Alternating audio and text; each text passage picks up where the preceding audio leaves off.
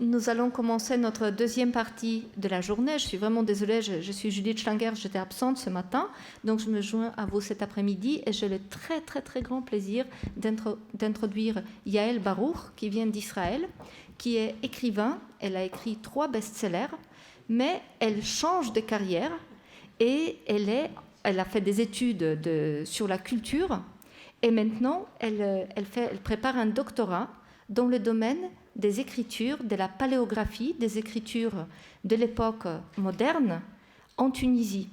Et elle va partager avec nous une partie de sa recherche. Elle travaille principalement avec le professeur Myriam Frenkel à Ben Tzvi et l'Université hébraïque de Jérusalem.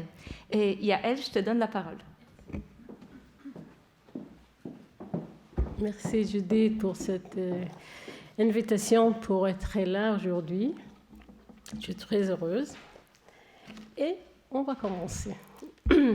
Alors, à partir du XVIe siècle, les documents manuscrits, administratifs, civils et commerciaux provenant des communautés juives à travers l'Empire ottoman sont ornés de signatures entrelacées, fascinantes par leur splendeur calligraphique. Certaines sont de véritables chefs-d'œuvre réalisés sous le calame des scribes, des notables et d'élite rabbinique. L'examen de plusieurs d'entre elles révèle que leur conception a été fruit d'une réflexion profonde et que malgré leur illisibilité apparente, elles répondent à une rigueur dans la particularité des formes et constituent un langage codé, non écrit, établissant probablement un lien entre les communautés juives. La pratique de ces signatures, quoique fortement présente dans les manuscrits hébraïques, n'avait pas encore éveillé l'intérêt des chercheurs. Cette étude révèle les facteurs de ce développement, ses sources d'inspiration et son fonctionnement dans l'espace culturel. Envisageons tout d'abord le rôle de la signature. La signature personnelle, les signatures personnelles sont connues dans différentes cultures depuis l'époque antique. L'on avait l'habitude alors d'apposer une signature personnelle sur des certificats, sur des marchandises, des jarres et autres pour garantir leurs droits et attester leur authenticité. À l'origine, la signature personnelle, comme les sceaux, n'était que des signes graphiques, de où le nom signature. Dans les siècles qui ont suivi, l'écriture comme mode de communication et d'administration ainsi que la signature en tant que force exécutoire ont connu une importance considérable dans les affaires du royaume. Et par la suite, la cour impériale ainsi que les cercles plus larges ont adopté une signature personnelle plus élaborée qui a revêtu une autre fonction. Elle devient un signe distinctif d'appartenance à un statut social d'élite et de culture. Okay. Au sein de la communauté juive, la pratique de signature se développa de façon similaire. À l'époque talmudique, la signature des rabbins babyloniens n'était composée que d'un simple signe, d'une lettre ou d'un élément ornemental tel d'un poisson, une branche de palmier, un mât, sans même y apposer un nom. Ces simples signes suffisaient d'identifier le signateur. Toutefois, à partir du Xe siècle, sous l'influence de la culture arabe, l'usage de la signature similaire à celle de souverains commença à se propager dans les communautés juives de ces pays et en particulier chez les notables juifs. Au lieu de signatures modestes et lisibles, et dont la typographie linéaire telle celle du Maïmonide, comme on le voit, se développent au fil du temps des signatures d'un style plus recherché, pouvant ressembler à celle des califes fatimides, et en tout cas dans l'esprit de l'époque. De façon surprenante, à partir du XVIe siècle, apparaissent dans la communauté juive des signatures d'un style nouveau très particulier. Et avant ça, on voit toutes les signatures qui sont en forme linéaire, et les deux, de Yitzhak Cohen Sholal et de Shlomo Molcho, ça commence à être un nouveau style.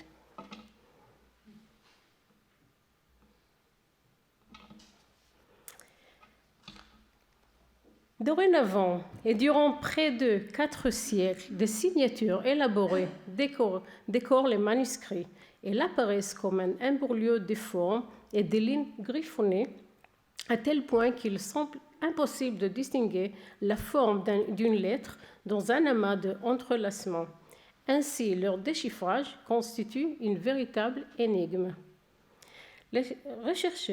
La recherche n'a pas encore adopté un terme précis pour ces signatures et se contente de les distinguer comme suit: signature entrelacée, signature rabbinique, signature séfarade.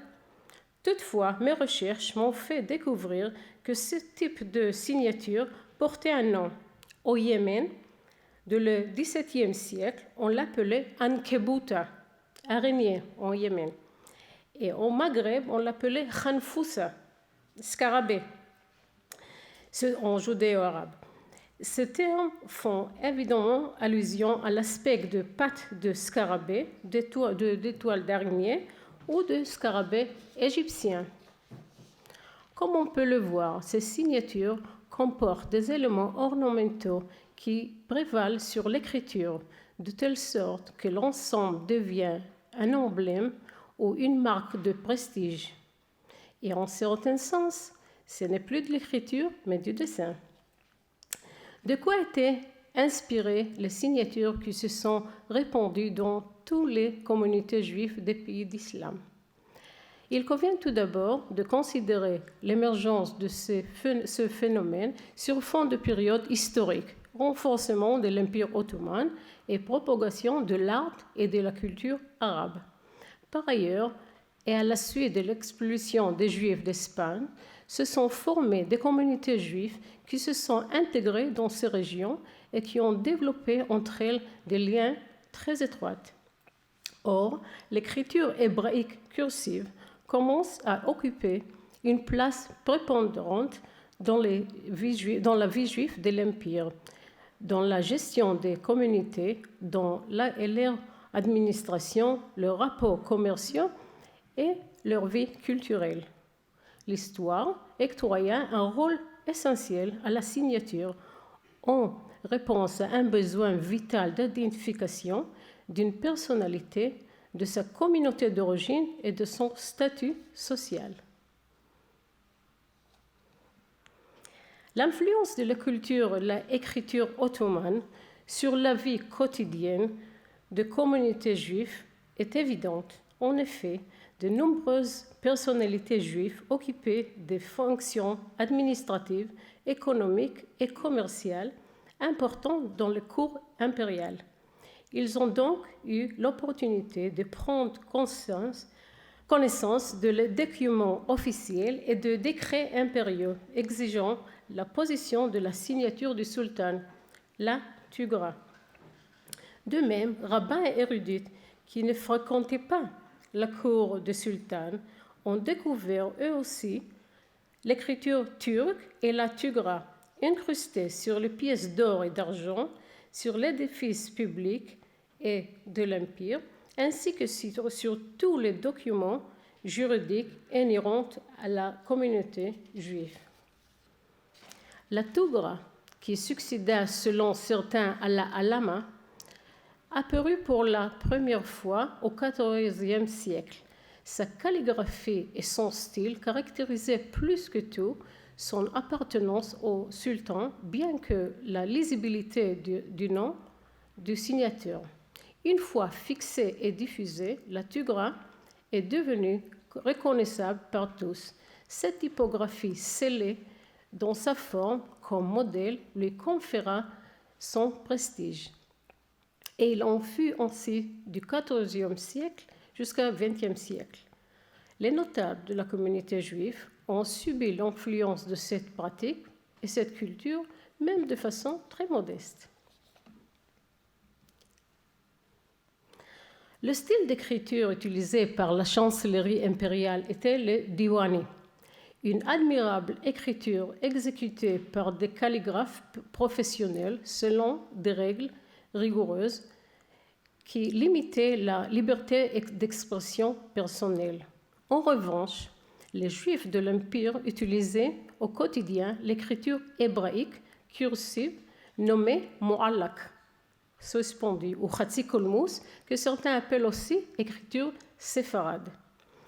Cette écriture hébraïque, utilisée dans des documents laïques, ressemble de façon surprenante à l'écriture arabe. C'est pourquoi, bien que puisant leur inspiration dans la calligraphie arabe, les auteurs de ces signatures se permettaient de se former librement, de les personnaliser sans s'encombrer d'une règle stricte. Voici par exemple la signature de rabbin Yitzhak Bonan. On voit qu'elle ressemble à l'écriture de Divani et aussi l'écriture de Hatzair Avraham Karo.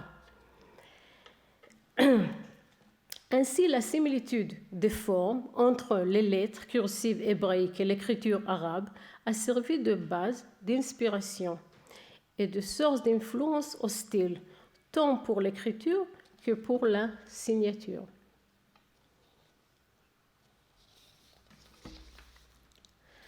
La Tugra est composée d'un certain nombre d'éléments connus de tous et inamovibles. L'étude de ces composants n'entrera pas dans mon propos de ce jour, mais cela devient évident dans l'exemple que je vous propose. Voici la signature du rabbin Avraham Yonia, qui révèle la Tugra comme source d'inspiration. Le tracé de base des deux signatures est semblable, et il en fut ainsi de la source d'inspiration du rabbin, reconnaissable par ses traits et son inventaire ornemental, qui permettait à ces rabbins de recomposer les signatures à leur guise.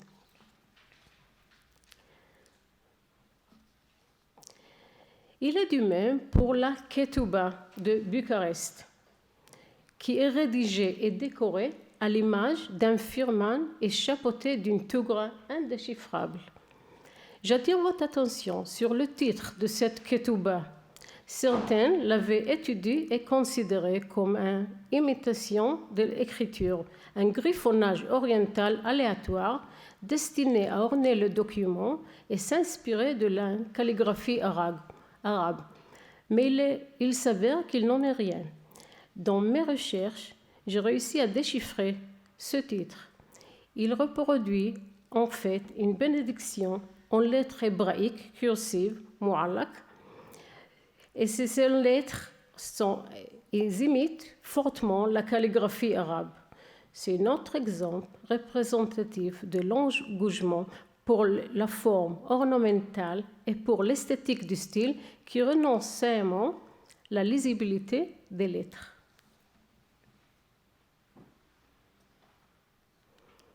Au fur et à mesure, les signatures deviennent de plus en plus illisibles, sont identifiables et de style surchargé. Elles servent plus à faire allusion à l'appartenance du signateur à une élite qui se voulait fastueuse ou de divertissement artistique aux scribes. Elles ne correspondent plus à leur objectif premier, celui d'identifier le signateur des documents expédiés. Cette situation est probablement la raison pour laquelle il devient nécessaire par la suite d'ajouter lisiblement le nom dessous de la signature entrelacée et en précisant la fonction du signataire. Comme on peut le voir dans ces trois à gauche, les trois, on a... Alors, il y a un nom ici. Il y a écrit Shmuel. Ça, c'est Shmuel, c'est comme des oiseaux dans une cage. Shmuel Jami. Mais il devait écrire son nom encore une fois parce que c'est illisible. Encore une fois, ici, c'est Yosef. Yosef Shushan. Et il écrit ici son nom. Et la même chose avec Yaakov. Chablis, et il écrit son nom ici. Chaim, bon alors là, ça va être tout ça, ces 3 lettres, c'est Moshe, ça c'est Moshe, et ça, c'est Chaim, c'est juste comme arabe, hein? Messika. Et il doit écrire encore une fois son nom, Moshe Chaim, Moshe Messika. Et là, on voit juste, c'est indéchiffrable, mais ils écrivent Sofer, le scribe. C'est sur des ketubot qu'ils doivent écrire. Qui est-ce?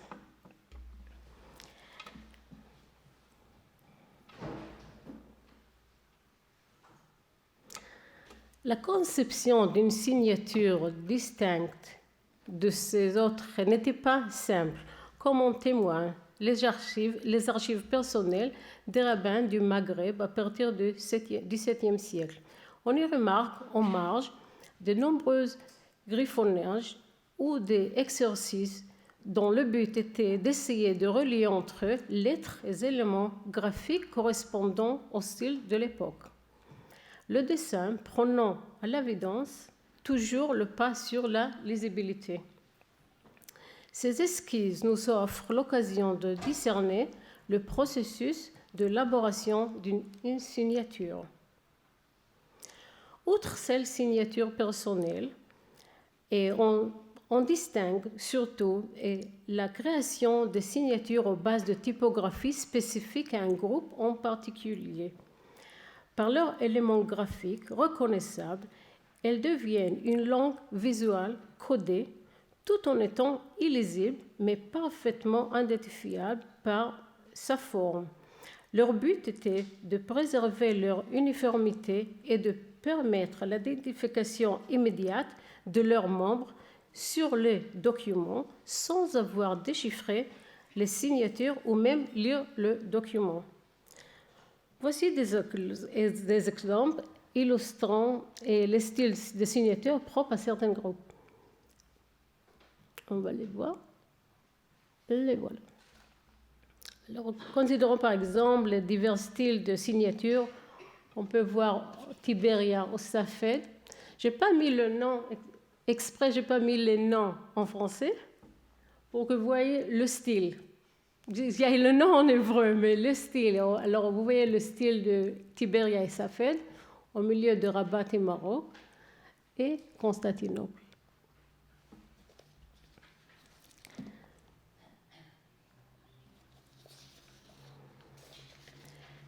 Cette étude a également révélé l'existence de signatures familiales dont les éléments décoratifs suivent un tracé respecté au fil des générations. Certes, le nom du signature, en plupart des cas est illisible, change d'une signature à l'autre, mais l'important demeurant l'identification de leur forme. Ce type de signature servait d'emblème à la dynastie familiale et il en était un moyen de perpétuer l'histoire de la famille, que cette histoire soit vraie ou légendaire. Les signatures de rabbin Chaim David Azoulay ou Chida et de lettrés issus de sa famille offrent un exemple intéressant de signature transmettant le mémoire de la famille.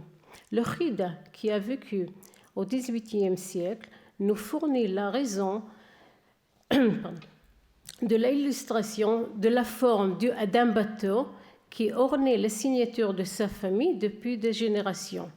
Ces bateaux commémorent en fait le miracle survenu à l'un de ses ancêtres, qui quitta Fès au Maroc en 1600 pour se rendre en terre d'Israël. Cet ancêtre a survécu par miracle à une tempête en mer qui faillit faire chavirer son bateau. C'est en souvenir de ce miracle qu'il utilisa le symbole de bateau dans sa signature. Et les générations qui ont suivi en firent de même. Un autre exemple de signature de style familial, c'est celui de famille Aboulafia, mais on n'a pas une histoire ici. Ok, alors cette étude a également révélé un riche répertoire d'éléments ornementaux intégrés dont les signatures constituaient un langage codé entre communautés particulières transmettant le message en dehors du langage de lettres.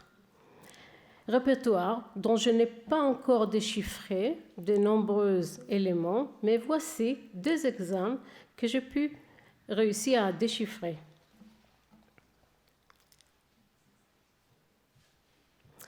Dans certaines communautés juives, à partir du XVIIe siècle, j'ai pu remarquer dans la partie supérieure de certaines signatures un élément ornemental en forme une goutte, encerclant 1 ou 3 points, pouvant représenter une tête humaine.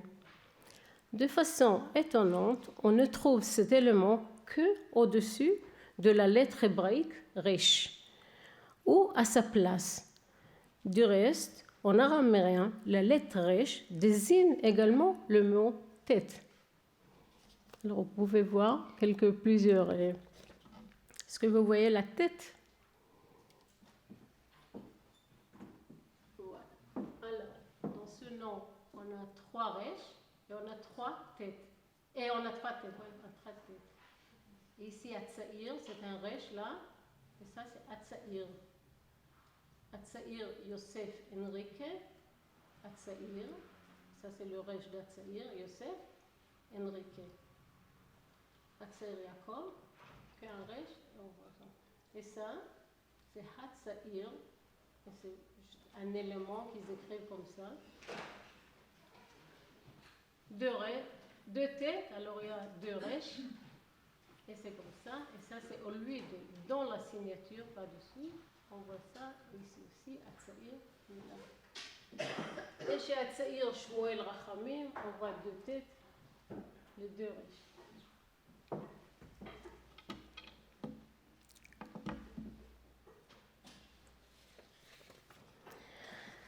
Plusieurs signatures de rabbins présentent dans leur partie supérieure la forme d'un turban. À leur examen, il apparaît qu'elle appartient surtout à ceux de communautés de Tibéria et Safed. La présence de cet élément dans la signature peut représenter probablement un style local distinctif d'une collectivité. Alors, vous voyez. Pour finir, je voudrais attirer votre attention sur un autre élément propre à certaines signatures, à savoir la présence de 2 lettres hébraïques, Samer et Tet. Ces lettres sont placées toujours en un endroit fixe, de façon lisible, permettant de les distinguer facilement, et ceci sans rapport avec le caractère indéchiffrable de la signature. Cela laisse supposer qu'elles remplissaient un rôle important et bien précis pour leur auteur et leur communauté. Ce sujet fera l'objet d'une prochaine recherche. En conclusion, je souhaitais vous présenter dans cet exposé une pratique culturelle, à savoir la signature comme emblème d'un statut.